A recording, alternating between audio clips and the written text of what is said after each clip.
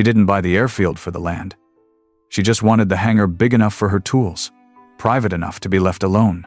But the real story didn't start until the weeds shifted near the back wall, revealing a rusted door no one had opened in 50 years. What she found behind it turned wrenches into wealth and secrets into something much more dangerous. Before we dive in, let us know where you're watching from. And if stories like this stir something in you, the kind where old places whisper and the past refuses to stay buried, hit that subscribe button, because tomorrow's episode might just make this one look tame. It didn't feel like a smart decision. It felt like a breakdown. Samantha Keller stood outside the county courthouse with a folded deed, a duffel bag full of tools, and the keys to a patch of cracked asphalt 2 miles past the last traffic light in town. Her late father's garage, Keller Auto, the one with the peeling hand-painted sign and grease-stained floors she grew up on, was gone. Sold. Paperwork signed in the same stiff, quiet room where her dad had once paid taxes in cash because he didn't trust banks. She hadn't told anyone what she planned to do with the money, not her friends. Not the guy she sometimes texted at 2 a.m. when the silence got too heavy. Not even her brother, who'd left town years ago and only called when it was someone's birthday. She drove out to the airfield with the windows down and the radio off. It used to belong to the government, or maybe a freight company's stories changed depending on who you asked. What didn't change was this. Nobody had flown out of there in decades. It was 43 acres of weeds, rust, and mystery. And to Samantha, it was perfect. No neighbors, no cameras, no HOA telling her she couldn't keep engine blocks in the yard. Just quiet. She parked outside the largest hangar, Hangar C, and stood for a long time, staring at the curve of its rusted arch like it was daring her to come closer. A hawk circled overhead, and the wind stirred grass tall enough to hide snakes, or worse.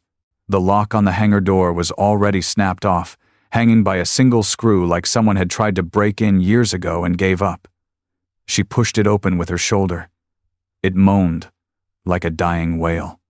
Inside, the light shifted through broken roof panels, dancing across the cracked floor in gold and blue stripes. Her boots echoed. The air smelled like dust, burnt metal, and something older like mold and gasoline had raised a family in the corners. She walked the perimeter, mentally mapping the space. It could fit 6 cars, easy. Maybe 10 with lifts. It wasn't just a place to work. It was a place to disappear. That first night, she slept on an air mattress in the office above the hangar, woke to birds screaming in the rafters and a sunbeam cutting through the grime like a blade. By the 3rd night, she'd cleared a path to the back wall, the part nearly swallowed by overgrown brush and a crumbling retaining wall. She was moving a rusted oil drum when she noticed it. A square edge in the weeds. Concrete, too even to be natural. She kicked at it, then crouched. There, hidden beneath moss and vines, was a metal door half sunk into the earth. It didn't have a handle, just a keyhole, the size of a quarter. She stared at it for a long time, then whispered to no one. What the hell did I just buy? The door haunted her for 3 days. She didn't touch it, didn't tell anyone, just worked around it, like it wasn't there. The hangar needed power, and she focused on that, patching old fuse boxes, tracing brittle wiring, firing up a generator she'd dragged from the garage before selling it. But every time she walked past that far wall, her eyes drifted to the bunker door. It wasn't just the shape of it, rectangular, rusted and heavy. It was how the ground seemed to lean away from it, how the vines grew thicker on that side, as if nature had been trying to hide it for decades. On the 4th morning, she brought out her drill and a crowbar. She didn't have a key, but the lock plate was corroded, and she figured with the right leverage, she could pop the hinges. She got one bolt out before the drill bit snapped. Then another bolt sheared clean off. It was like the door didn't want to open, like it had been designed to resist not just time, but intention. She sat back on her heels, sweat running down her spine. It was mid-September, but the air felt hotter underground. Back inside the hangar, she took inventory of what she had. A lathe, a MIG welder, hand tools, a breaker bar that could take down a tree. But she knew enough about concrete and steel to guess the truth. If this was a proper bunker, she wouldn't break in without explosives. That night, she lay on her mattress, staring at the cracked ceiling above her. The silence was different out here. No cars, no humming streetlights, just wind pushing through broken windows and the distant groan of something settling beneath the concrete. At midnight, she got up. Something in her chest wouldn't let her sleep. She padded barefoot across the hangar floor, flashlight in one hand, wrench in the other, like it might protect her. She stood in front of the bunker door again. The metal was cold, even in the summer heat. She ran her fingers over the edge. The rust flaked, but not enough to weaken it. She pressed her ear to the steel and heard nothing. But that kind of nothing that's too complete. No echo, no insects. Like the space behind the door didn't exist. The next morning, she tore apart the office upstairs, a dusty room with half a desk, a filing cabinet full of empty folders, and a rotting bookshelf. The floor creaked when she moved, the kind of creak that made her stop and listen. And on the second pass, she noticed it one floorboard different from the others. Newer wood, no dust.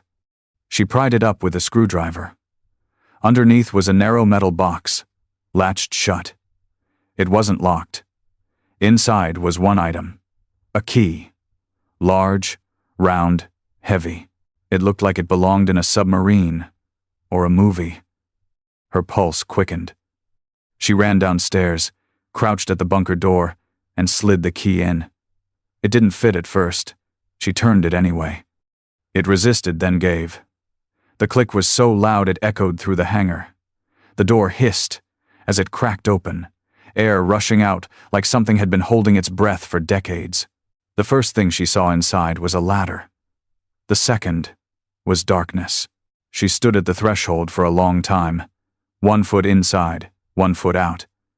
The air that rose from the hole wasn't musty like she expected. It was colder. Still. It smelled like copper, and dust like an old coin kept in a locked drawer. Samantha flicked on her flashlight and pointed it down. The ladder descended maybe 15 feet before disappearing into blackness. The rungs looked solid, bolted to the wall, but who knew how long they'd been waiting? She tested the first one. It groaned but held. The light shook in her hand as she climbed. Each step echoed. The deeper she went, the more the world above felt like it didn't exist anymore, just heat and rust, and the sound of her boots finding ground. When she reached the bottom, the flashlight swept across concrete walls. The space was tight, more hallway than room, and sealed on either end by thick metal doors. She turned slowly, shining the beam across decades of silence. The first door had no label, just rivets and a handle that had long since fused into place. But the second door, the one at the far end of the corridor, was different. It had been welded shut from the outside. Heavy steel bars ran across it, and someone had spray-painted a warning in white block letters. Do not open. The letters were faded, but something about them still felt fresh, not in paint, but in meaning. It didn't feel like an old warning. It felt like a plea. She stepped closer. Her fingers brushed the edge of the bars. They'd been sealed with thick welds, industrial grade. Whoever had done it didn't want anyone going in. She circled back to the first door. It had a keypad. Old, analog, not digital. And above it, faintly etched into the metal, was a name, M. Beck. The name tugged at something in her memory. Not from real life, but from late-night YouTube rabbit holes and old conspiracy forums she used to scroll through while eating gas station burritos. She pulled out her phone, typed it in, and there it was. Dr. Michael Beck, 1970, 1, lead, engineer on a black-budget project called Vault Signal, last seen in 1987. Vanished without a trace. Her flashlight flickered. She slapped it once, hard, and the beam steadied. When she turned back toward the hallway, she saw something she hadn't before. A plaque, buried in shadow. She wiped it clean with her sleeve. The engraving was simple. Unit 7. B. Defense Research, divided by deep storage, authorized personnel, only. Samantha's breath caught in her throat. Defense. Storage. Hidden under an airfield. No one had touched in years. It didn't take much to guess what this place used to be. And maybe still was. She climbed back up the ladder, heart pounding, and locked the bunker behind her. That night, she lay awake, listening to the hum of the generator, thinking about the man who'd vanished, the door that had been welded shut, and the key she found buried beneath a floorboard no one had walked on in years. She didn't know it yet, but she wasn't alone down there. Something had been waiting, and now that the door was open, it had started to stir. She returned the next morning with gloves, a headlamp, and a crowbar. The sun hadn't fully risen, but Samantha couldn't wait. Curiosity had swallowed fear. She descended the ladder slowly, one rung at a time, her boots thudding softly into the silence. The hallway greeted her like before cold, dead air pressing against her skin. She moved straight to the first door, the one with the keypad. It had no power, but she noticed a narrow seam along the wall, nearby a maintenance panel. She pried it open and found wires, old but intact. It looked like the place had been built for resilience, maybe even survival. She made a mental note to bring down her voltmeter. For now, she turned back to the welded door. The paint over the warning looked aged, but there were small holes, fist-sized dents scattered near the hinges, like someone had tried to break it open from the inside. Or maybe keep something else from getting out. Her light swept the floor. Dust everywhere, except in one corner, where a faint set of boot prints led to a control panel sealed behind a broken glass cover. She crouched and studied the buttons. One label was still visible. Int. Room divided by archive. Her fingers hovered over it. She didn't press it. Not yet. Instead, she returned to the surface, gathered tools, and came back with a toolbox slung over one shoulder and an extension cable trailing behind her like a lifeline. She fed it down the ladder, connected it to the panel she'd found earlier. The lights flickered, and for the first time, the corridor beneath the airfield glowed. Faint, pale, but alive. Inside the first room, through the now unlocked door, she found blueprints. Dozens of them, rolled tightly in sealed tubes, stacked on steel shelving units that hadn't seen a human hand in decades. She unrolled the first one on a metal table. It was a design, something aerodynamic. Too small for a plane, too complex for a drone. Notes in the margins referred to inversion fields and thermal recoil dampening. The second blueprint showed something else entirely. A schematic for what looked like a generator, but not like any generator she'd ever seen. Its components were circular, concentric rings woven around what appeared to be a levitating core, handwritten across the top. Prometheus, Model C, 3. Samantha's heart thumped louder with each turn of the page. This wasn't scrap. This was invention. Theory turned machine. And these weren't just experiments, they were nearly completed. She moved deeper into the room and found the walls covered in photos, black and white, some Polaroid, some faded blue from old printer ink. One showed a man with wire-rimmed glasses crouched beside the device from the blueprint. In every photo, he wore the same lab coat, the same slight frown. The name tag read, Beck, M. Bullet holes pocked the back wall. Samantha's breath caught. A chair lay tipped on its side. The tile beneath was cracked, stained with something too dark to be rust. There had been violence here, not imagined, not storybook. Real. Fast. Covered up. She stumbled backward, knocking over a crate that spilled its contents across the floor: files, clippings, military memos stamped redacted, and a yellowed envelope addressed simply, "To whomever finds this." She didn't open it. Not yet. Because just then, the power flickered. And far behind her, somewhere near the sealed door, something made a sound. A single, hollow knock. Samantha didn't sleep that night. She sat upstairs in the old hangar office, the envelope on the desk in front of her, unopened. The knock still echoed in her head, not loud, but unmistakable. Metal on metal. One strike. Like someone testing to see if the door still held. She turned the envelope over in her hands. It was brittle, edges curled from age. The flap was sealed with a smear of wax, the kind that had long since lost its color. She took a breath, then broke it open. The letter inside was handwritten, dense, slanted script, like it had been scribbled fast. The opening line hit like a gut punch. "If you're reading this, I'm probably dead." The letter didn't waste time. The writer, presumably Dr. Beck, explained the project in fragmented details. A generator that could run without fuel, a power source that bent the laws of thermal decay. A revolution in quiet energy, he called it. The military wanted to weaponize it. Of course they did. The project was shut down after an incident, the kind no one survived, and no one documented. Beck locked the doors, welded the dangerous pieces inside, and vanished. The letter ended with one final sentence.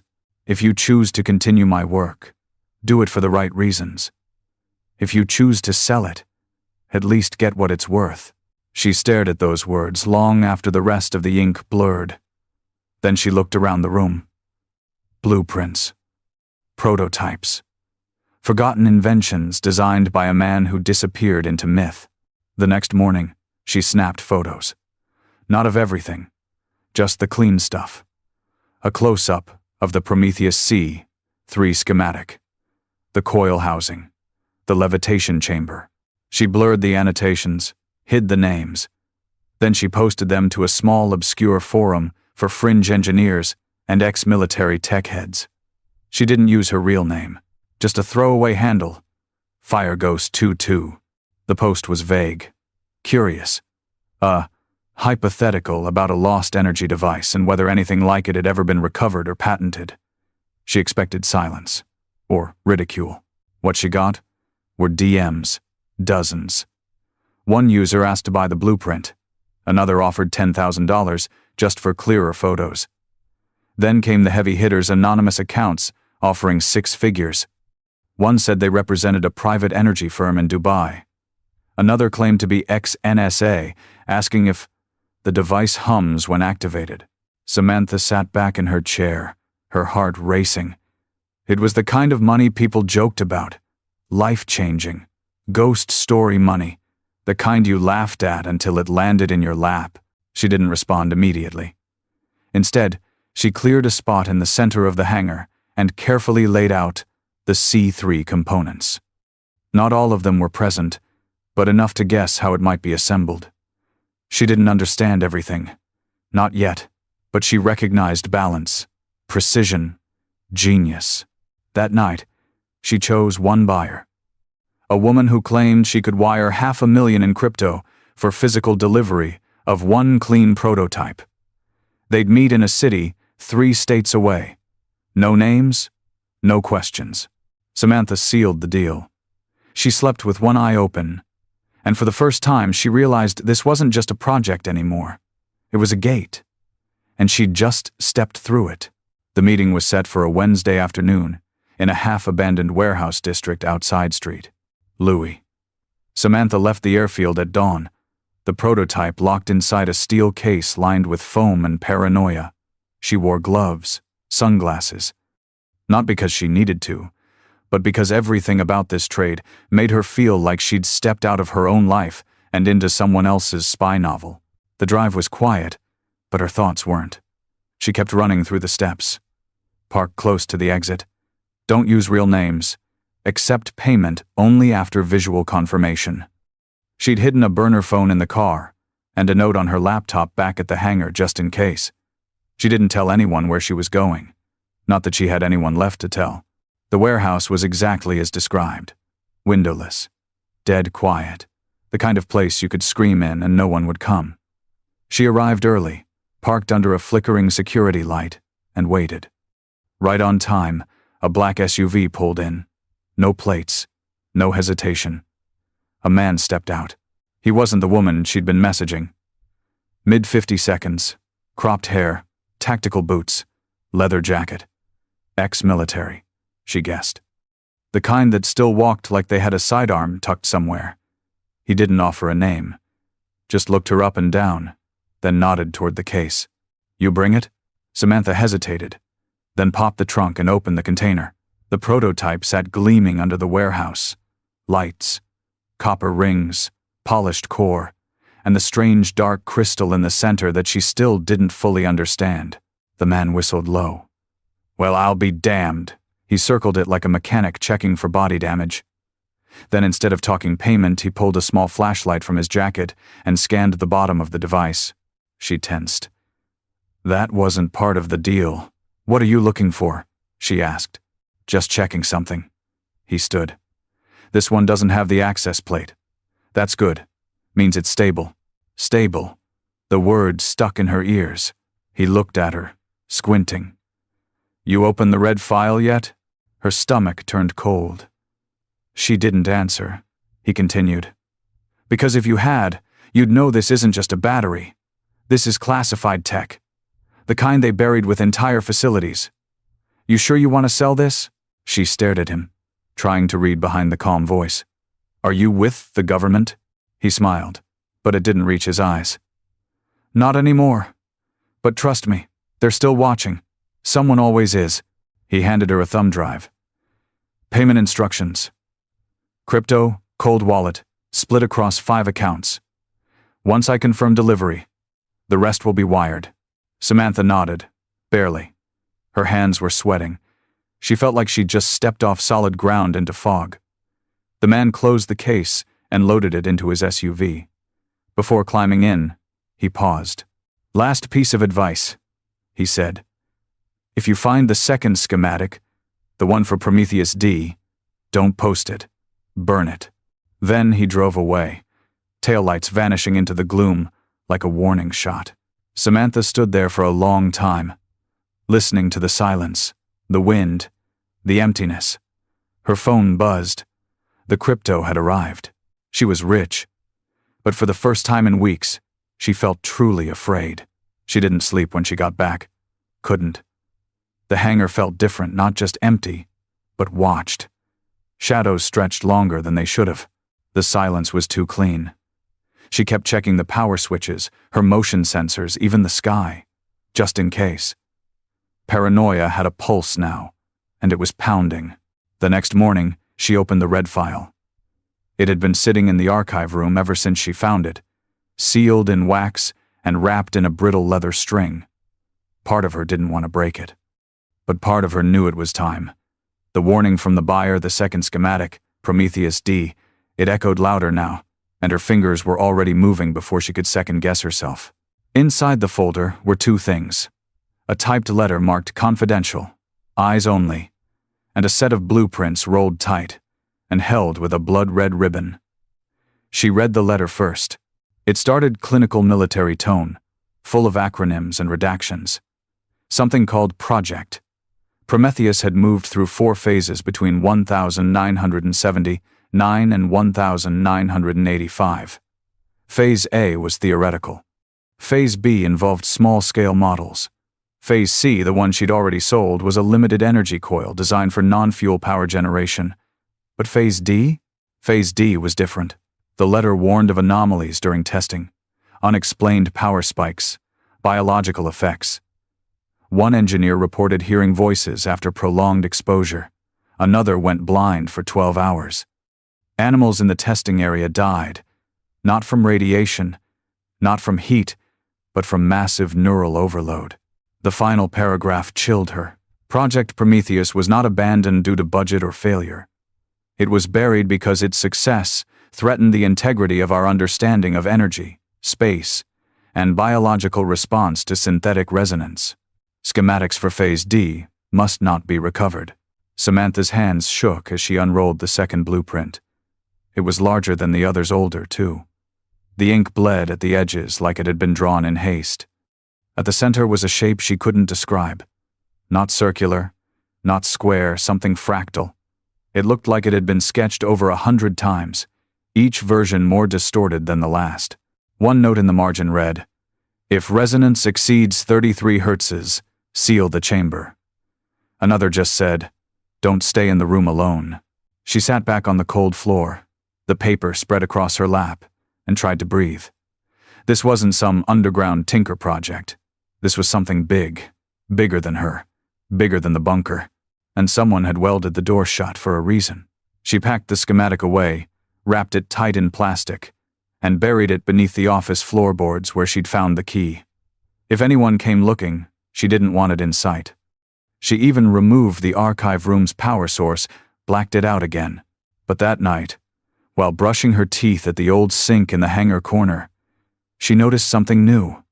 A light. Faint. Red. Blinking from the far end of the field. When she stepped outside, it disappeared. But the dirt beneath her boots still held fresh tire tracks. She wasn't the only one who knew about the bunker anymore. Samantha didn't leave the hangar the next day. She didn't trust her truck.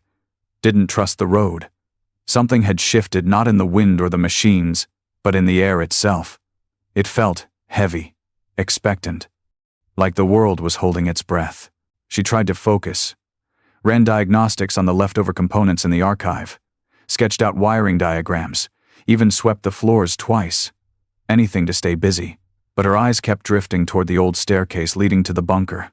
At noon, the power cut out. No flicker. No warning. 1 second she was soldering a circuit under the desk lamp.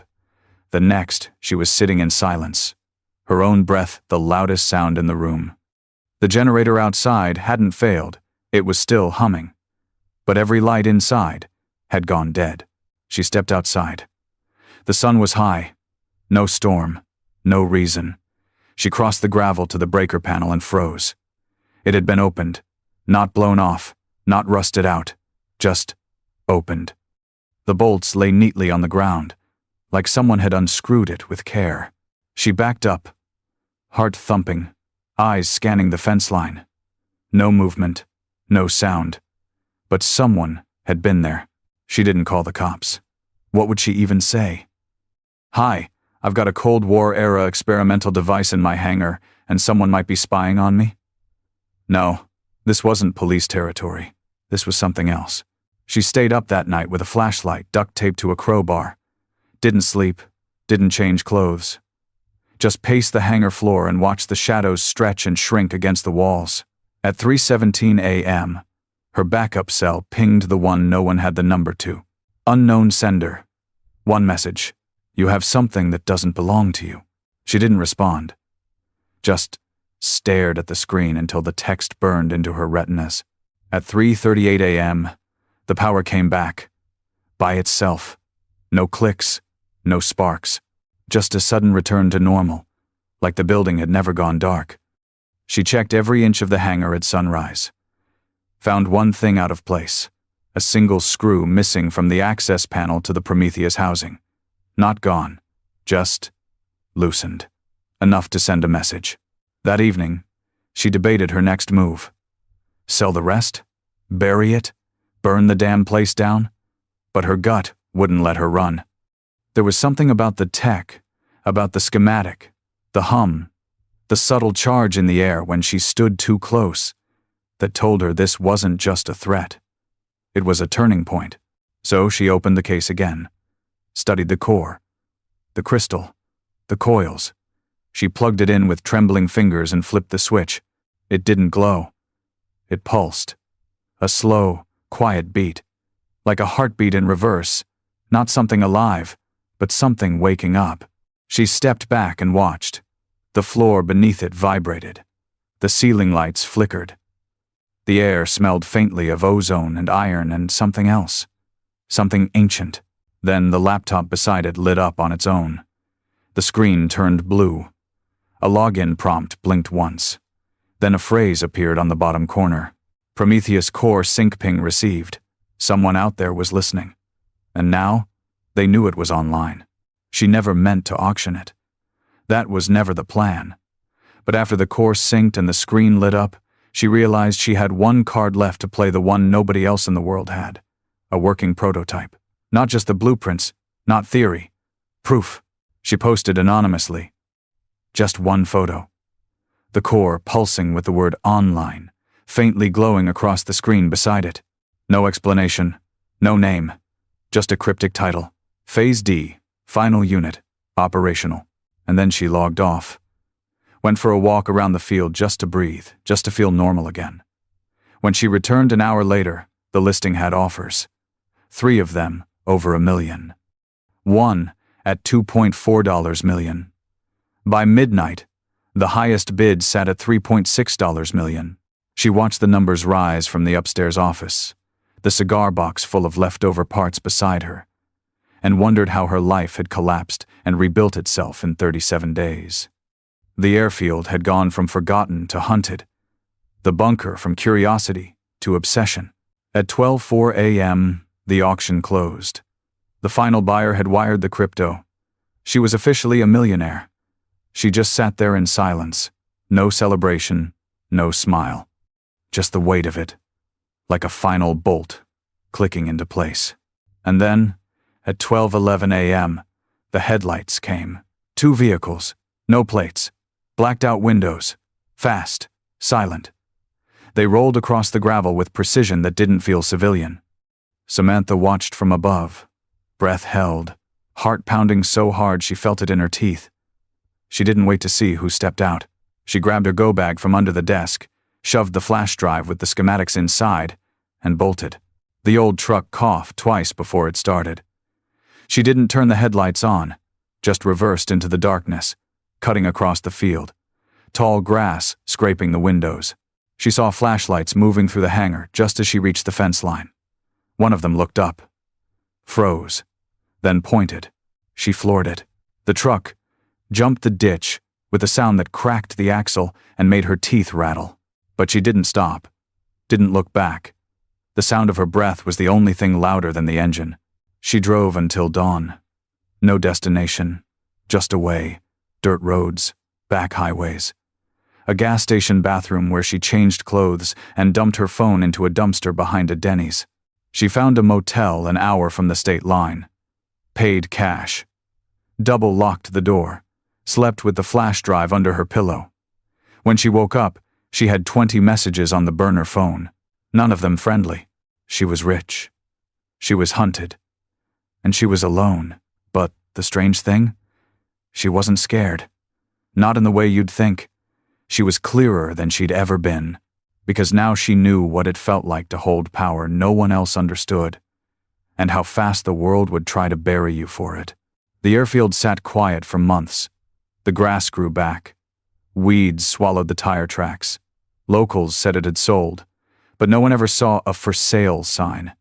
The hangar lights never came back on, at least not to anyone who knew how to look. Then, one day, a girl named Riley Hart showed up with a used trailer and a dream too big for the town she came from. She was 26, just out of a dead-end job, and carrying a toolbox with her dad's initials scratched into the handle. She'd bought the place dirt cheap, auctioned by the county, after the last owner disappeared. No record, no contact, just vanished. The hangar was locked when she got there, but the key had been left in a small metal box by the door. No note. Just the key, and a wrench wrapped in an oil-stained rag. Inside, the place was mostly empty. No cars, no lifts, no machines. Just dust, silence, and something else, a feeling, like the walls had seen more than they were ready to share. She found it 2 days later. In the upstairs office, hidden behind a loose panel near the desk, a flash drive, labeled in faded ink. Finish it. There was no context, no instructions. But when she plugged it in, her laptop lit up with files, schematics, blueprints, test notes, all signed with a name she didn't recognize, SK. At first, she thought it was some failed startup project. But then she saw the photos, images of a device glowing faintly, notes about resonance, about energy loops and vibration frequencies that didn't follow known physics. And in the last folder, a single video file. The woman on the screen looked tired, focused, worn down, but clear-eyed. She sat in the same office Riley now stood in. "My name's Samantha Keller," the woman said, voice low but steady. "If you're seeing this, it means I couldn't stay. Maybe you'll finish what I started, or maybe you'll know better than I did." There was a pause. Then a faint smile. "Either way, don't let them find you." The video ended. Riley stared at the screen for a long time, then walked outside, into the wind, and looked out at the field. The earth was quiet. The bunker still sealed. But the air felt charged, like something underneath had stirred and gone back to sleep. She didn't run. Not yet. She was a mechanic. She believed in fixing things. She picked up the wrench, turned it over in her hand, and felt its weight, heavy, familiar, like it had already been passed down through fire. And somewhere deep beneath the hangar, beyond rusted doors, forgotten blueprints, and sealed vaults, the pulse of something impossible kept beating. Not loud, not fast. Just enough to say, "You're next."